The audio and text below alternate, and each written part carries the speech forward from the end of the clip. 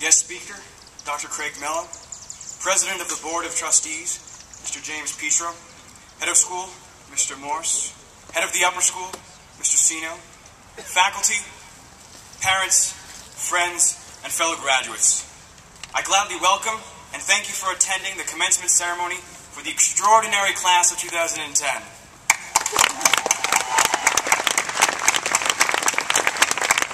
As we were taught here, learning is something to enjoy and look forward to. It isn't, nor should it be, limited to a classroom. As Matt touched upon, now is the time to discover and follow your passions. It is not the time to head down a path because you think you should, or you think your parents or others want you to. A huge part of being successful is doing something that is near and dear to you. As Robert F. Kennedy said in such an inspirational way, there are those that look at things the way they are and ask why. I dream of things that never were, and ask why not.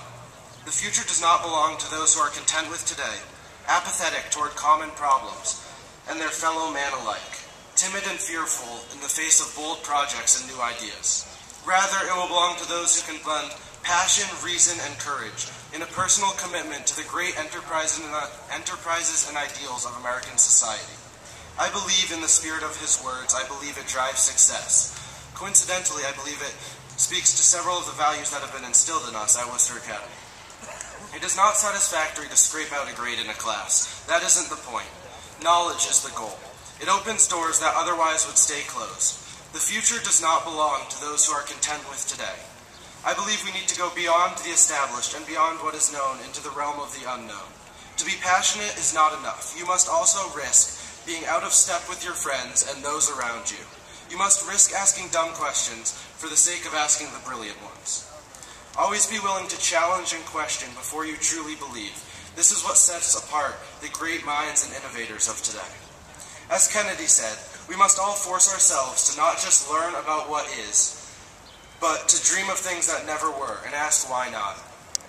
I would like to talk now for a minute about one of my teachers. Whether or not he knows it, Mr. O'Flaherty has been one of the most influential teachers in my growth at Worcester Academy. He has taught me much more than Latin. He has taught me that questioning is mandatory.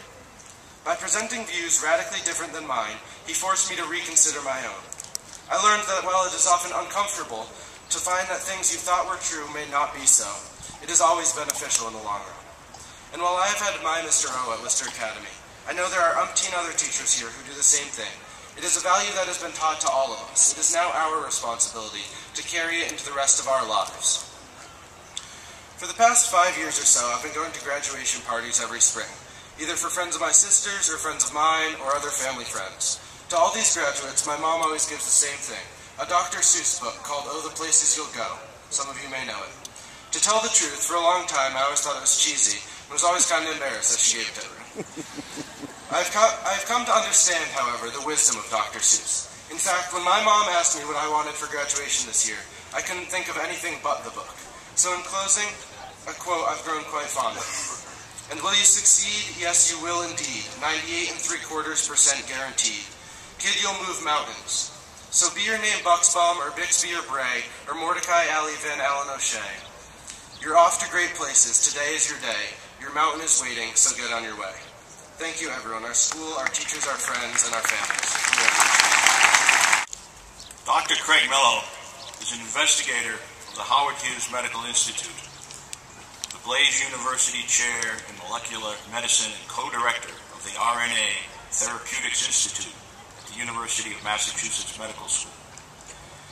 Dr. Mello and his colleague Andrew Fire of Stanford University received the 2006 Nobel Prize in Physiology or Medicine for their discovery of RNA interference, RNAi, a natural gene silencing mechanism triggered by double-stranded RNA. I'm already out of my league.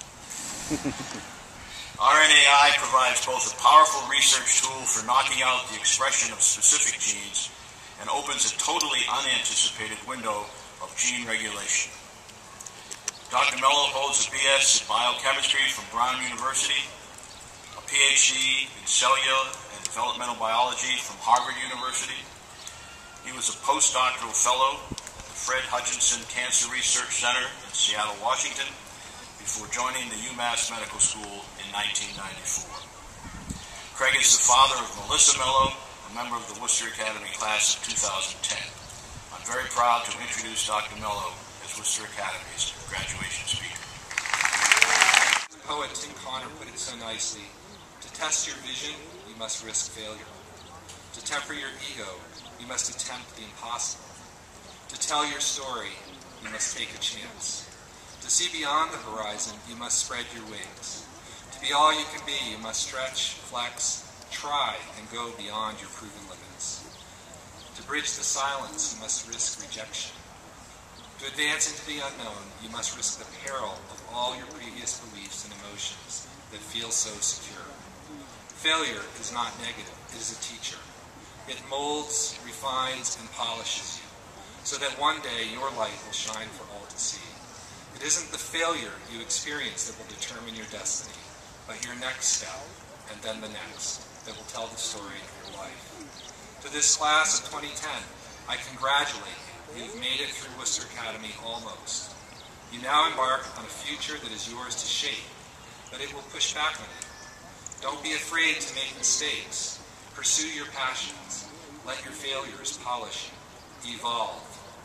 Today, the problems that seem to loom on the distant horizon when I sat where you are seem closer.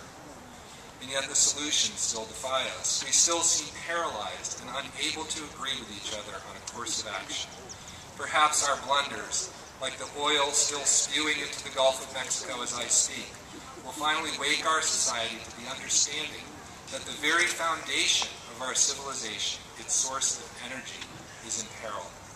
The challenges ahead are real, and yet our capacity to understand those challenges and to craft solutions has also increased tremendously. On this wonderful occasion, as we celebrate a transition from childhood to maturity, let us remember that life is a journey we share with each other and with every creature on this planet. We parents and graduates have shared that journey very closely for the past 18 years. That journey is at a crossroads as many of you graduates leave home and go off to college, the military, or a job of your own. Let us recognize, however, that we continue to journey together. The parents, I'm sure, will need no reminder of this, as the bills from college and notes saying, please send money, will serve to constantly reinforce the shared nature of our continued travels.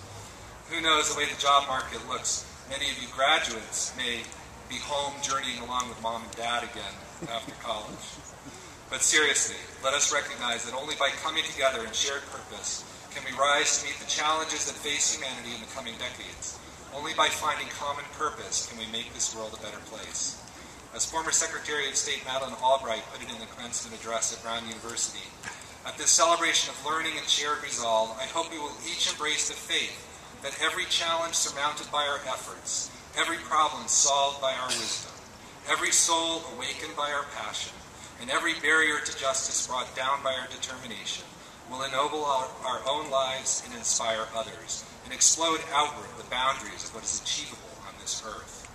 While we keep those lofty goals in mind, also remember what Frank Mello showed us by his example. Take time to recognize and celebrate the beautiful things in life. People often speak of the pursuit of happiness as if it is a chase. In fact, happiness is all around you every day if you take the time to notice. There's a beautiful poem I once read in which the poet compared happiness to a beautiful crystal ball that had been smashed to pieces and scattered around the world.